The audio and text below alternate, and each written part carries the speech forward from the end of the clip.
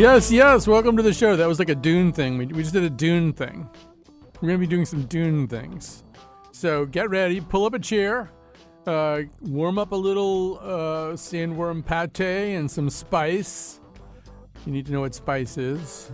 And, continue drinking your body fluids out of your still suit as you relax to enjoy the nose.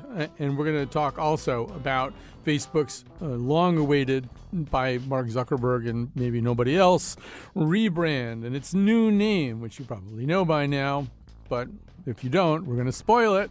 And we'll also talk about the question of why television that was made during the pandemic, television that purports to be anchored more or less in reality, often ignores the pandemic. And maybe that's just because we want it to. That will be adjudicated here. By whom, you ask? Helder Mira is multimedia producer at Trinity College and co-host of the So Pretentious podcast with Vivian Nibera. So Pretentious launches its third season this weekend. We're heading into a rebranding of the Colin McEnroe show, and I feel like So Pretentious is very much on brand for us. We may have to see if we can acquire that brand. May have inspired it. May have inspired it, indeed. No one would argue, at least with that premise. Irene Papoulis teaches writing at Trinity College. So we are going to begin with Dune. Dune is this is the latest adaptation of a Frank Herbert science fiction novel, actually 6 Frank Herbert science fiction novels, so you want to get technical about it, from the 1960s mostly. And it's been tackled before, probably most notably by David Lynch, and now it is being tackled by Denis Villeneuve, who has made a number of very striking and beautiful movies, including the most recent reprise or not necessarily, I guess it's sort of like a sequel, I guess, to Blade Runner. Anyway. It's a sequel. It's a sequel. Sequel seems fine. Thank you, Helder. So let's begin with a little something from the series. You'll get some of the premise of what's going on here as the Atreides family, who are, for the most part, good and righteous and purposeful, and here in the universe to make it a better place, I guess. I sound like Greg from Succession for some reason. And they have been told that they're kind of effectively being transferred. They're a noble house, but they're being transferred by the emperor to a place called Arrakis, which is a desert planet. Let's hear Oscar Isaac as Duke Leto Atreides and Timothée Chalamet as Paul Atreides. I need you by my side. When we get to Arrakis, we'll face enormous danger. What danger? Fremen? The desert? Political danger. The great houses look to us for leadership, and this threatens the Emperor. By taking Arrakis from the Harkonnens and making it ours, he sets the stage for a war, which would weaken both houses. But if we hold firm and tap the true power of Arrakis, we could be stronger than ever. What does that mean? Mining spice, keeping the Fremen in their place? We'd be no better than Harkonnens. No. By making an alliance with the Fremen. That's what I've sent Duncan Idaho to arrange. Here on Caladan, we've ruled by air power and sea power. On Arrakis, we need to cultivate desert power. So the Fremen, it bears noting, are kind of the indigenous people of Arrakis. They've kind of moved away from any kind of settled areas. They live out in the desert. They have access to very little liquid, and they do wear these still suits, which recycle all their body fluids so that they can kind of reconsume them. And there's other things they do, too. And they go to the bathroom in them as well, which has been well documented this week. And the Harkonnens, we should say, are the bad nobles. You can tell that in the David Lynch version because they employ bad sting, not nice sting, but bad sting. And in this one, it's the same kind of thing, except it's Dave Bautista. And we'll talk a little bit about the cast as we go along. But Irene, I want to get the panel involved here. Irene, I guess we should begin by saying some of us read the book in our formative years. You and I are kind of in that position. Long, long ago in a galaxy far away, we both read Dune. And I guess this is your first time kind of back in Arrakis since then. Is that right? That's right. In fact, I had pretty much forgotten all about Dune in the intervening decades since high school. And so when I heard it was going to be a movie, I was excited because I remember the thing that I remember is my feeling of like, wow, this writer is speaking to me on some deep level, and it's mysterious and sexy and wonderful, and I love it. And I love the character, the male hero, and everything. And so it was interesting to see the movie and say, wait, what did I like about it? What had been going on? What was the story about? I remembered the desert landscapes and the sort of sense of this a certain kind of quest, like hero's quest or something like that. But very little in the movie looked very particularly familiar to me. But another context in which I was seeing it was that I happened to hear Kara Swisher, who writes for the New York Times, at Trinity last week, and she was talking about her futuristic ideas and these blanket statements like, we're not going to have offices anymore, and this is going to happen in the future. And she made the comment in the context of talking about her friend Elon, that we were going to colonize space. It's just inevitable. We're going to do that. We're going to be colonizing space. And so I was thinking about that in connection with that also, that it seems, is it closer to reality than I might have thought, or certainly than I thought years ago in high school. And so it was sort of interesting in that respect. So that's my starting point. All right. Helder, what's your starting point? So my starting point is having been in college, becoming like a huge David Lynch fan and hearing about this bizarre sci-fi epic that he had wanted to make that got cut down to only 2 hours, despite what he had originally envisioned, and watching a really crappy copy of Dune on a really crappy VHS, and just like falling in love with this bizarre campy thing, but also hating that we didn't get the real version that he wanted, and also like, how did it really translate? Like, it was made in the time of in the late mid 80s. So we had kind of like really bad special effects where you can see the very notable blue screen where the characters are riding these sandworms, but like you can see the bad background, like the bad layered and background that they have, just like Flash Gordon.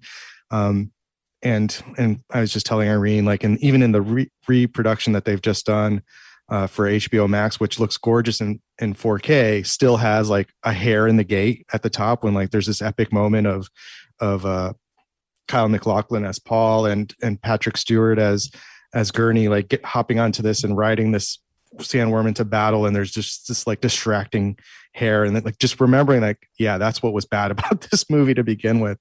But and then reading the Marvel comic adaptation of that. So those were my two intros, and then I'd kind of forgotten about Dune and just kind of like dismissed it until watching this fantastic documentary called Jodorowsky's Dune, which is all about the Mexican surrealist filmmaker Alejandro Jodorowsky, who attempted to make Dune, just creating this entire pre-production schedule, like spending a year pre-producing this with like this culminating in this fantastic lookbook of just the whole film storyboarded out by the French artist Mobius, and bringing together like H.R. Giger, the artist, and Dan O'Bannon on special effects, who would go on to create Alien.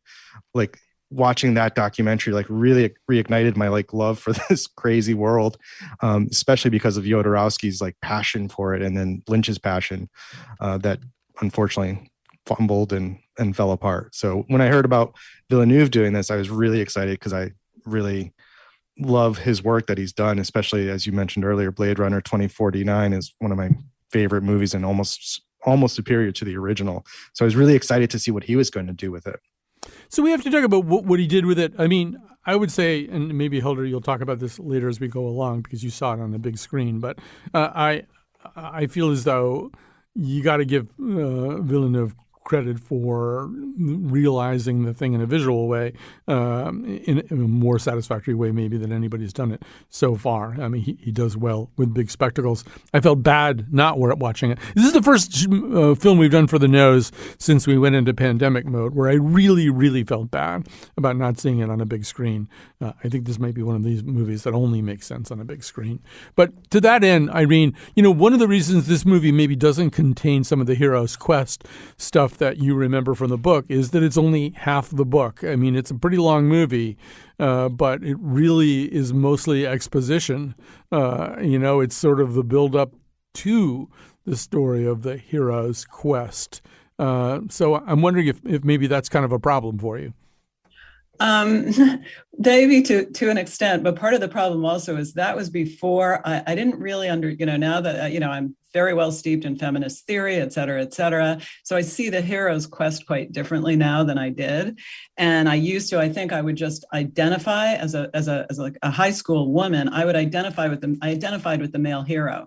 But also to an extent, I also wanted to be with, as a woman watching, I wanted to be with the male hero. And that was like a real desire, that gets, so I can't help but have a part of my brain saying like, okay, so he's the hero that's going to save everything. And the women, even though his mother is very powerful and everything, there is some, he's the guy. And I'm not as fond of that journey as maybe I once was, and because I think there's something also I'm not, when I watch movies like this, I actually have to agree about the visual spectacle. When I saw the way that he depicted the worm, that really like sort of touched a neuron in my brain. And I said, wow, that's exactly how I imagined it looking in the dunes with the worm coming through the dunes and everything. I thought that was fantastic. And I also wish I had seen it in a movie theater. But the idea that we're going to be colonizers, we're the good guys, they're the bad guys. We're still going to colonize, but we're going to be good colonizers in contrast to the bad colonizers. I got stuck in resistance to that idea, that in a way that sort of got in the way of my appreciation of the rest of the movie, I have to say.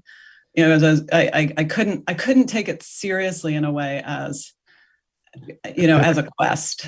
Can I jump in and just Please. Like totally second what you just said? Because watching this version, I completely agree. Like the way they build him up, Paul specifically, as this, like him knowing that he's this, I'm forgetting the name, but just basically the Messiah to come and save.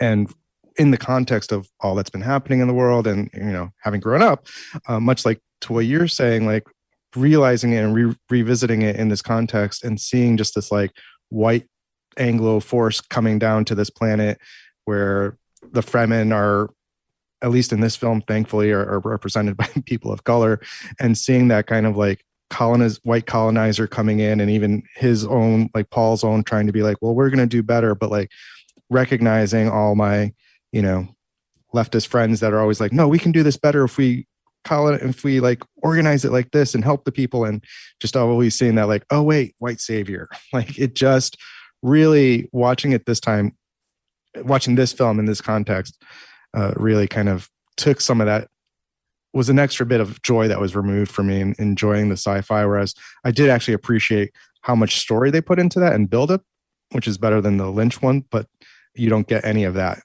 in the Lynch because he's not built up, and because the cast is so damn white in Lynch. So let's hear another clip from the movie. This is sort of Harry Potter with no Hermione Granger. And on the other hand, one of the ways in which women are important in the Dune story is the Bene Gesserit. This is a kind of an order of, for want of a better term, witches, these people with kind of supernatural powers, and specifically the ability of what's called the voice, which allows them to compel other people to do things that they don't want to do. So one of the plot points here is that Paul, played by Timothée Chalamet, he is sort of the one. He's Harry Potter. His mother, played by Rebecca Ferguson, Lady Jessica Atreides, is in fact a member of the Bene Gesserit. What does it mean? That I could be the one? You heard. The Bene Gesserit serve as powerful partners to the great houses. But there's more to it. You steer the politics of the Imperium from the shadows. I know. You don't know everything. For thousands of years, we've been carefully crossing bloodlines to bring forth The one? a mind powerful enough to bridge space and time, past and future, who can help us into a better future. We think he's very close now. Some believe he's here.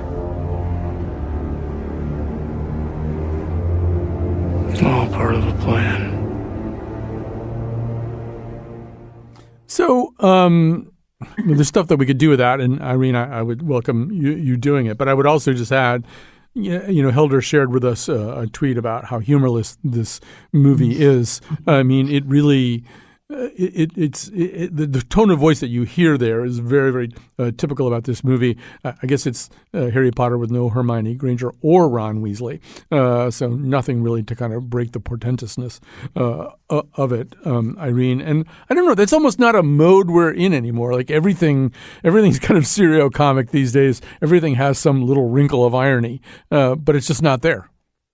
No, it's not. And I think, as a mother, I'm sort of watching this very differently as a mother than I would have as a younger person and a mother of a son. And so, just that feeling that the mother says, no, you can be you can bend space and time, and it's up to me to sort of train you to do that. And I have to, I'm going to be upset because you're going to suffer, but I have to do it because I'm your mother and I want you to succeed. And that whole edge on it is, I think, kind of hilarious because of the serious, because in real life, you just can't do, we might want to do that, but you just can't do that in the way that this mother can do it. And his response to it also is, just almost made me laugh. Yeah.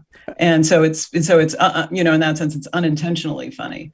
Yeah, what we're not getting here. Oh, sorry. What I was going to say is, and I just dropped it into our chat, which is what we're not hearing right now is the Hans Zimmer over the top, just so pretentious soundtrack that runs throughout the course of this film in these moments of it's so over stressful, it's anxiety inducing how overproduced the soundtrack is, and that just adds to the almost unexpected comical nature of it. That it's this is way too serious, bro. Take it down a notch. You're at an 11. Please bring it down about 25%. Right. I think, it's sort of weird because, it's almost unintentionally funny also in the sense that, Paul Atreides, the protagonist here, he's kind of a typical teenager. He doesn't want to do a lot of stuff he's supposed to do. And one of the early scenes, one of his fighting trainers is trying to get him to wake up and train for fighting. And he's like, I don't know what to do. It's like Napoleon Dynamite or something. He's just kind of, I don't really feel like it. I'm really tired. It's like he's this moody, annoying teenager. Well, Irene, that must have awakened some familiar moments for you.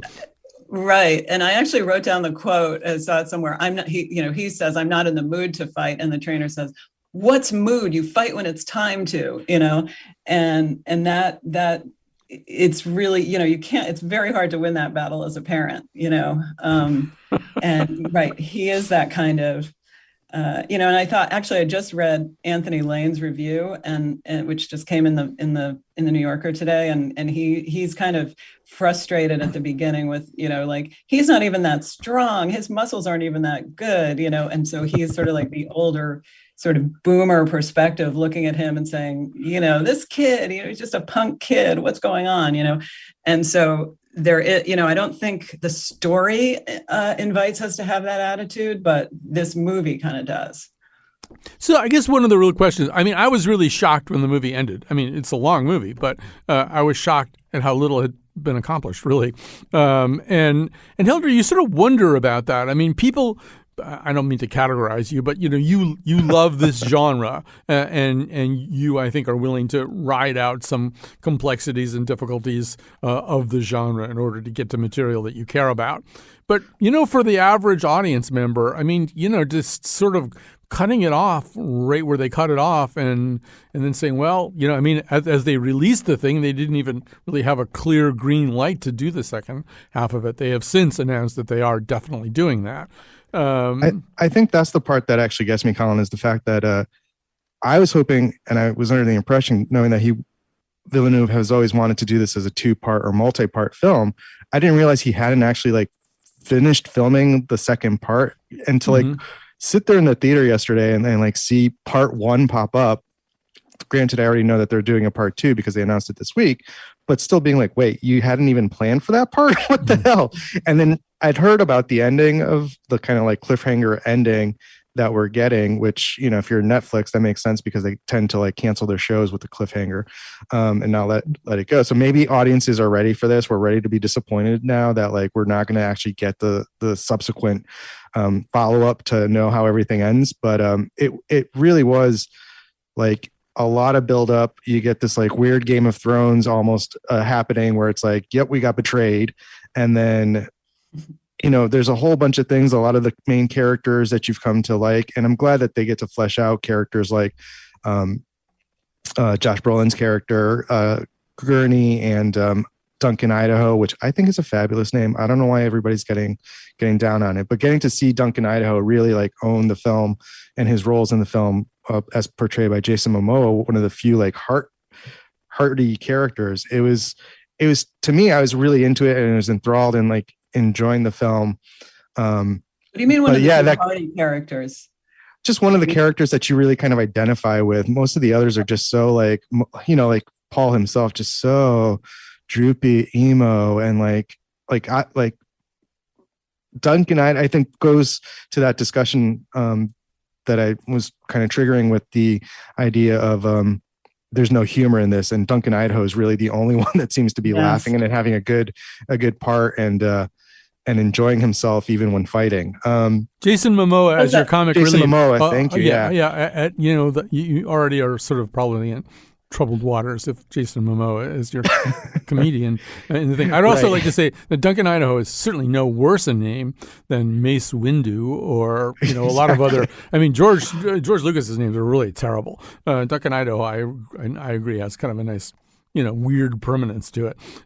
So one thing we should say before we run out of time is one of the other controversies here is, you know, just as kind of was the case with the David Lynch thing, there is a female character who's sort of a counterpart to Paul, and she's played in this by Zendaya, except that Irene, we kind of only see her fleetingly. We get glimpses. They should say, like in the credits, and glimpses of Zendaya. I absolutely agree. I was waiting and waiting and waiting for more of that. And now I have to wait till 2023, which is supposedly when the next movie's coming out, you know. And by then, you know, we probably will have forgotten about the cliffhanger, but, you know, I guess we can remember it. But 2023 is a long time to wait to get to see more of Zendaya. And because there's so many hints, but why are there just hints? Why didn't they have more of her in this? What do you think? You know, did they want to just... Was this a deliberate choice, or? I think it's a deliberate choice. I mean, again, bringing it back to what I remember of Sean Young in as the same character in Dune by Lynch. She's barely in it as well, but is built up the same way in these like dream sequences. Granted, we get a lot more of Zendaya in this particular iteration. So I'm hoping we get to see more of her actually. Like the love sequence just felt rushed in the Lynch film, as the rest of the film did. But in this, like, it's nice to see, I'm hoping we get much more build up, much more character development between the two. And we see her actually mature as the character in the sequel or in the second part. I did actually, in addition to Jason Momoa, when we have no like humor for a while, we do kind of get a little bit of her like teenage snark at the end, which I liked. I liked that she was giving back to Paul what he was kind of like losing in the sense of like being so emo, and she's kind of like playing off of that a little bit. Yeah. So. All right. But we wanted more. We definitely wanted more. All right. So we probably have to stop there. I would also just quickly close by saying there's some other really terrific actors in here. Often they are so made up as to be unrecognizable. I mean, Stellan Skarsgård as the Baron. The only way that I knew it was him was kind of from his voice. And at times you kind of... that's who that was? Yeah. You kind of want to see the face of people too. I mean, putting Charlotte Rampling behind a veil. Like I want to see Charlotte Rampling's face. I know the character probably calls for a veil, but you know, if I can just really quickly toss in one thing, since you did bring up that I saw it in IMAX and you guys were worried about or like feeling left out. Honestly, at least the projection I saw was not as good. I would have preferred to have just watched it at home. It was it was engrossing, but at the same time felt very muted. And I'm looking at the photo that Jonathan used on online with the sand dune, where you first see the sandworm coming out. You can barely see it on the screen in the IMAX theater I saw it. So I don't know. So you couldn't see Charlotte Rampling more clearly. That's what I Nope, was. not at all. Again, like I couldn't tell those actors were even in it. Wow. All right. Well, we have to go. We have to take a break. Also, I have a dental appointment with Dr. Yue after the show, so I'm kind of concerned about that. He's going to put a poison tooth in my mouth. We'll take a break. We'll come back.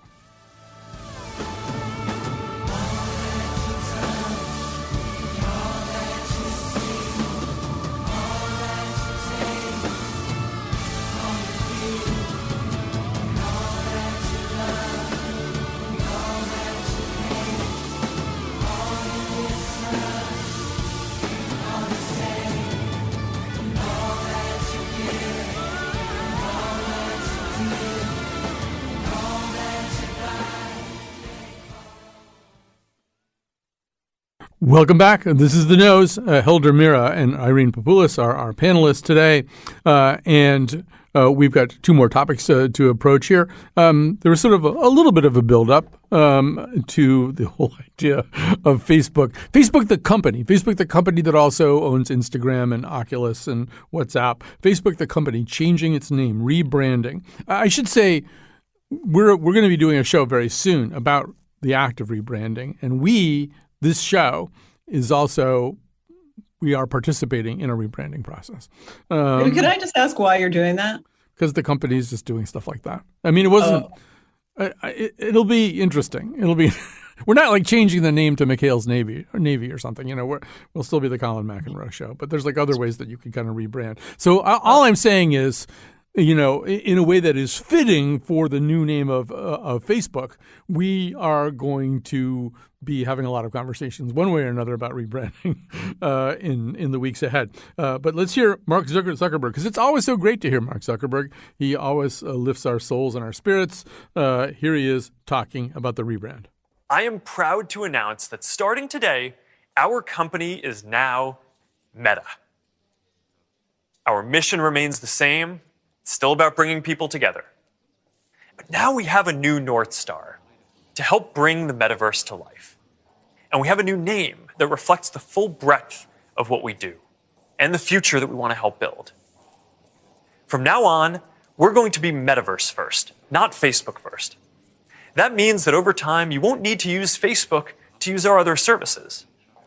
And as our new brand starts showing up in our products, I hope that people come to know the Meta brand and the future that we stand for. I used to love studying classics, and the word meta comes from the Greek word meaning beyond. For me, it symbolizes that there is always more to build. There's always a next chapter to the story. All right. So, I don't know, Irene, you're the English teacher here. Give us your sense, give us your reaction to all of this. Speaking of an unintentionally funny, because it means beyond. So then why are you calling your company Beyond if that's how you see it?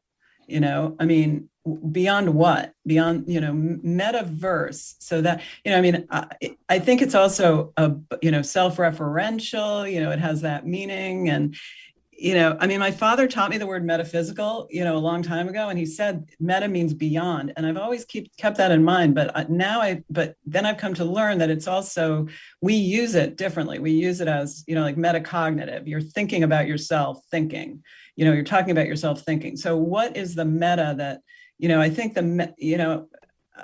this is more a millennial or a Generation X concept than Gen Z, actually, because I don't think Gen Z, as somebody who's taught all those generations of students, I think the idea of being meta, going beyond what you're doing, it's they live it as opposed to thinking about it as separate from what they're doing. Instagram just is life. It's not like you're thinking Instagram is going to be I'm going to be commenting on life. It just is life. Whereas before that, we thought it was a way of there was some meta going beyondness of it.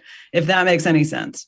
Instagram isn't life. Football is life. I'm sorry. I had a little Ted Lasso moment there. No, that's great. I love that line, and I just love the meta-ness of it. Yeah. As a Gen Xer who loves meta media. Like I grew up reading stuff from like comic books by Grant Morrison and Alan Moore, where they really get, and Neil Gaiman, who really get into like the meta aspect of writing and creating comics to reflect that the characters are actually in a comic, and they're in a comic, and they're in a comic, and they can see you as the reader type of situation. And then years later, coming to Community with one of the best meta characters, who is Abed Nadir, played by Danny Pudi, and just how much like Abed is all about. He's a stand-in for the audience who are like, know that they're in a sitcom, pretending to be like enjoying the sitcom and participating in the sitcom. And I think that's maybe where Zuck is coming from with his meta, like trying to appeal to Community fans who are like really into creating all the meta-ness about being as part of like a media universe of Community. I guess, I don't know, I'm a little rambling there because I'm going to go into meta first. But then he thinks it is the community. It's not talking about the community, right? Or it's a little bit of both. Like there's a whole, like, I mean, that is part of like, I'm just going to go into Community here, but like Abed's thing of being part of a school, that's knowing he's also a student or an actor in the school system. It just goes down that weird little spiral rabbit hole that is my ADHD brain right now. Yeah, I mean, first of all, I want to go back to something Irene said, which I think is very interesting, which is meta is, basically a prefix. And so your name is a prefix. That's weird. And yes, we have sort of changed that word from it formerly meant beyond. Now it means either beyond or about, as you've suggested. But I think, when we should make it clear that when Zuckerberg talks about all this, he has a very concrete plan in mind, which is that we're going to stop interacting eventually, or we're going to gradually phase from interacting with his products on a phone screen or a laptop screen or a tablet screen, and more be buying glasses or whatever that we're going to wear, where we're going to experience his products in a more immersive and intrusive way. And less meta. Yeah. Right? You're right. But I mean, that's what he's talking about when he talks about the metaverse. When I wrote about this in my Hearst column last week, I said it's sort of like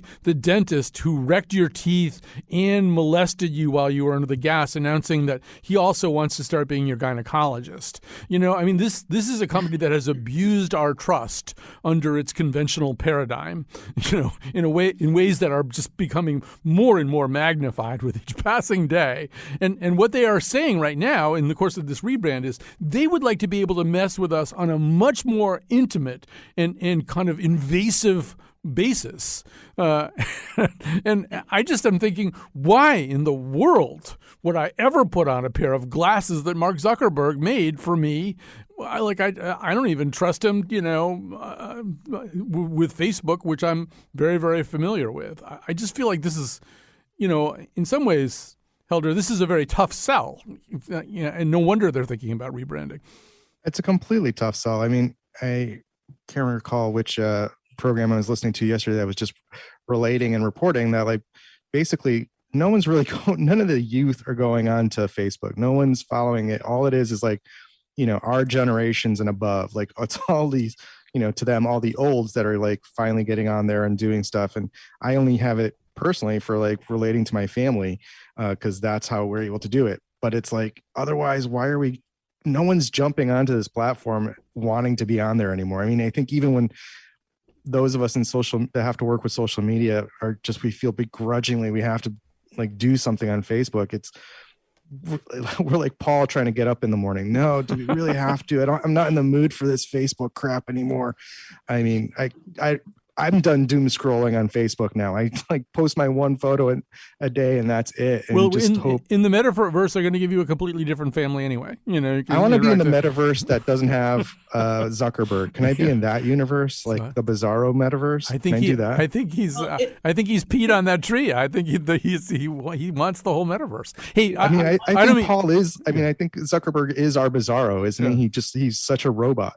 So unfortunately, I would love to continue this conversation, but if we want to squeeze in our other topic here, we probably have to switch right now. And that is, and we won't have a lot of time for this, but Irene, one of the things that kind of came up was this whole question of content, TV content in particular, that's created during the pandemic and more or less has its feet planted in a fictional reality, but a contemporary fictional reality. And an awful lot of it simply ignores the fact that nobody's wearing a mask, nobody's talking about vaccinations. It just sort of skates past that. And that could be both a good thing and a bad thing. So, Irene, I give you the floor. Is it a good thing or a bad thing? It's neither. I think for me, it's great. I love, watching a show that has nothing to do with the pandemic because it just makes me forget about it. But at the same time, I think it was Jonathan who the producer, who said, it's weird though. Like you feel like, yeah, but this isn't reality because reality is something totally different. So in a way, the meta world is the world where we don't have masks on,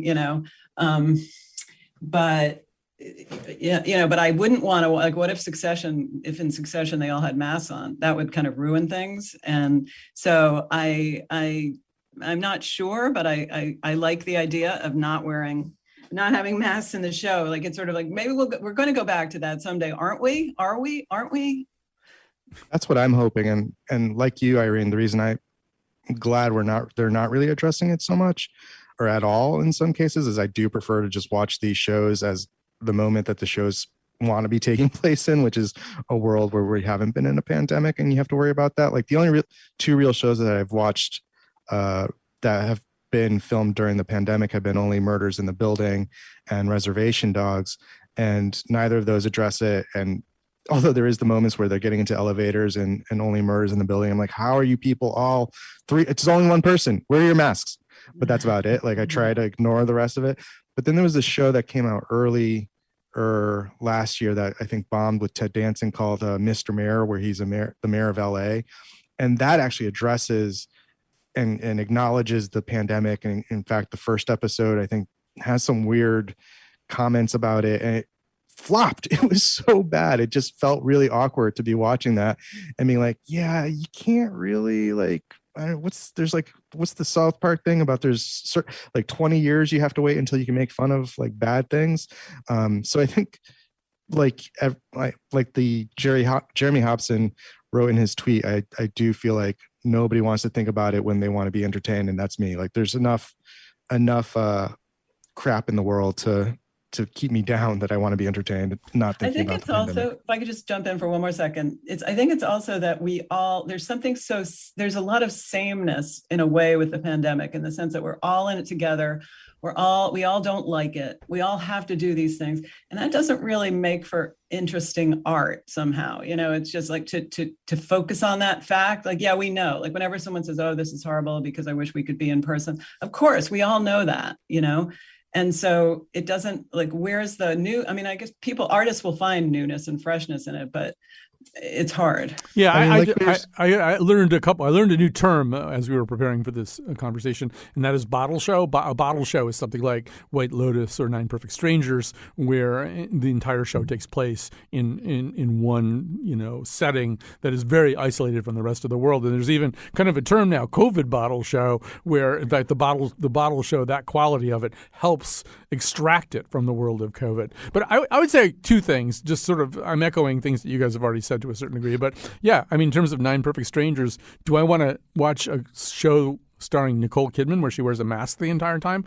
Probably not. I'd like to be able to see Nicole Kidman just the same way I want to see Charlotte Rampling, damn it. But also, I think we've all had a sense over the last 20 months or so that COVID is writing the script of our lives. We're no longer writing the script. We're very much, beholden to, and so many things are drastically altered by the pandemic. And so if you inject the pandemic into Succession, then it becomes about the Roy family coping with the pandemic. If you inject, God help us, if you inject the pandemic into The Flight Attendant, the terrific Kelly Cuoco series, it's going to be just about flight attendants dealing with crazy people who don't want to wear masks. There's a way in which it so overwhelms narratives and kind of deprives the auteur of the ability to write a narrative that's about anything except the pandemic, that you can sort of see why. Curb Your Enthusiasm manages to deal with it kind of glancingly and to acknowledge its reality. And the morning show, I guess, I don't watch that, but I guess it really did address being a journalist in the time of the pandemic. But, for the most part, you can't write something if you're going to put the pandemic in there without the pandemic overwhelming it. All right, somebody else have the last word here. Or not. Irene? Yeah. I was going to say there was that really bad movie that I'm trying to remember who was in it that came out that was trying to address. There's been a couple of movies I've seen trying to address the pandemic as its own character. And to a degree, I haven't seen any of them become really successful or even worth watching. One had to do with the heist, and I can't for the life of me remember. Sorry, I did my homework on this. I really did. Sorry, Irene. I know you're a professor. You're chiding me for this.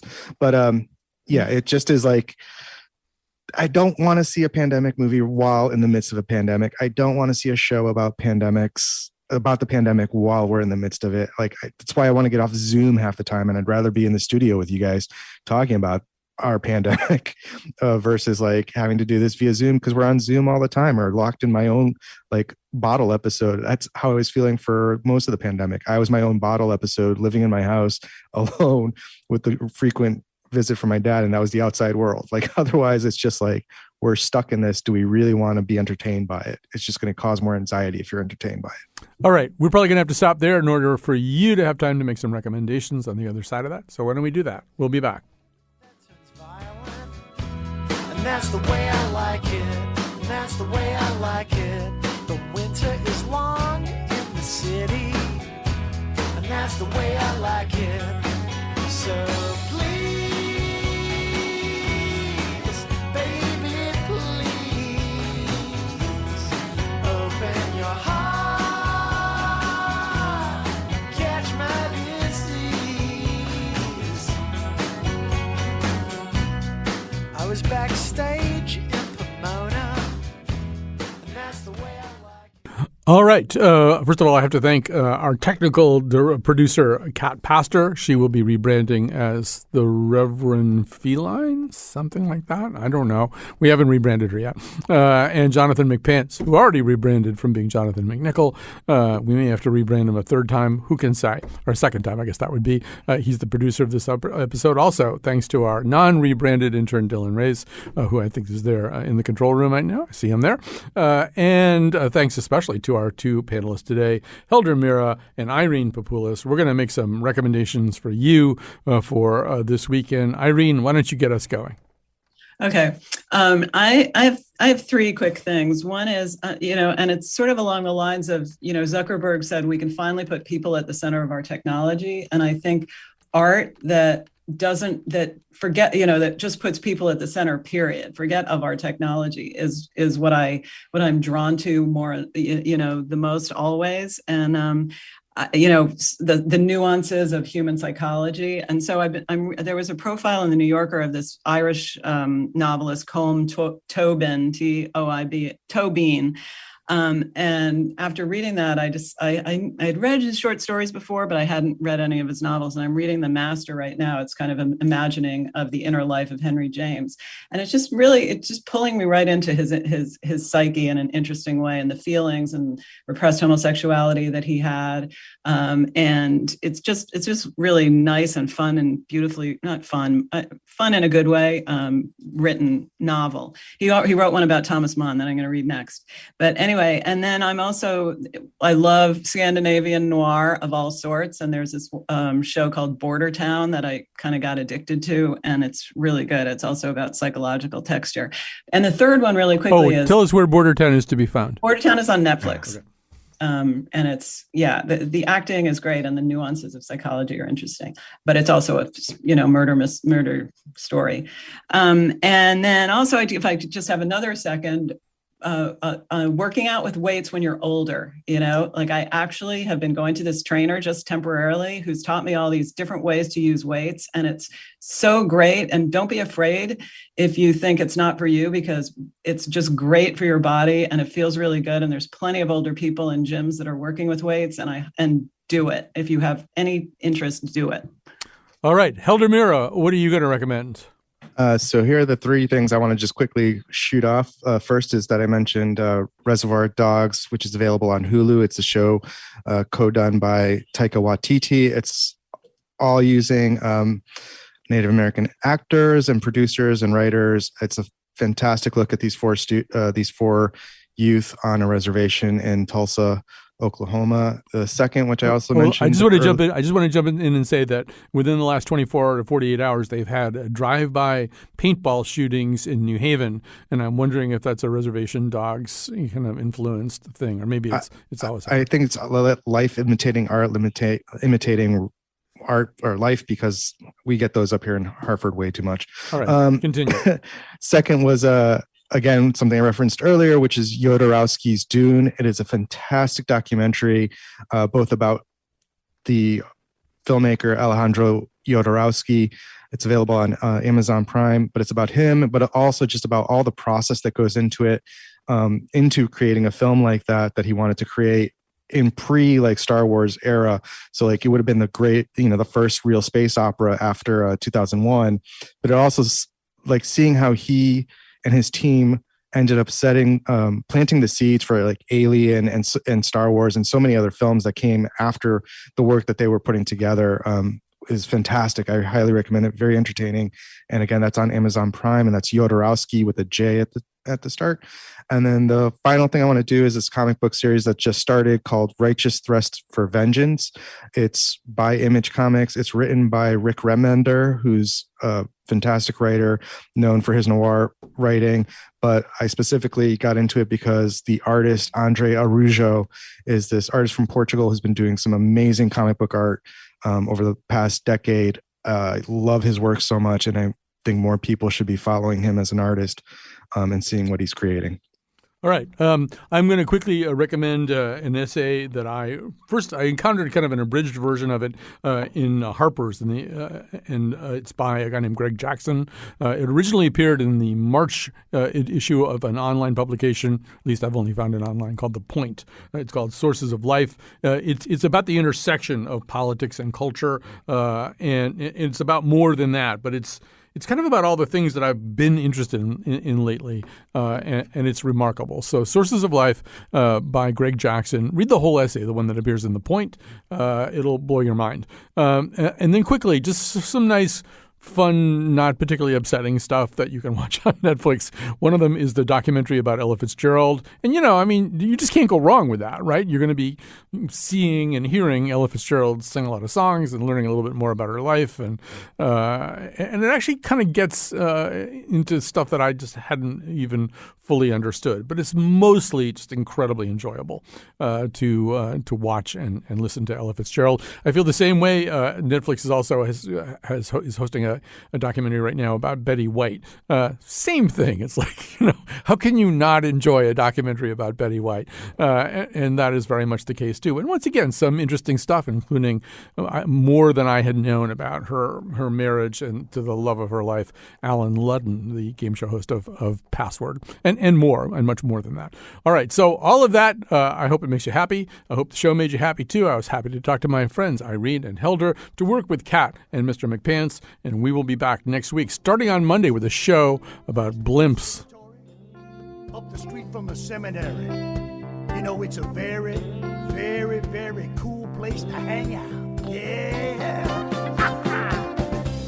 It's cozy, like a Cracker Barrel. Yeah, we all be laughing, talking, joking, talking about this and talking about that, and talk about everything as a matter of fact. Oh, yeah. Talk about Torrington, Vernon, Danbury, Waterbury, Alderberry, Woodbury, hitting on New Britain, Vernon, I already said that one, Avon, Farmington, yeah. On the radio.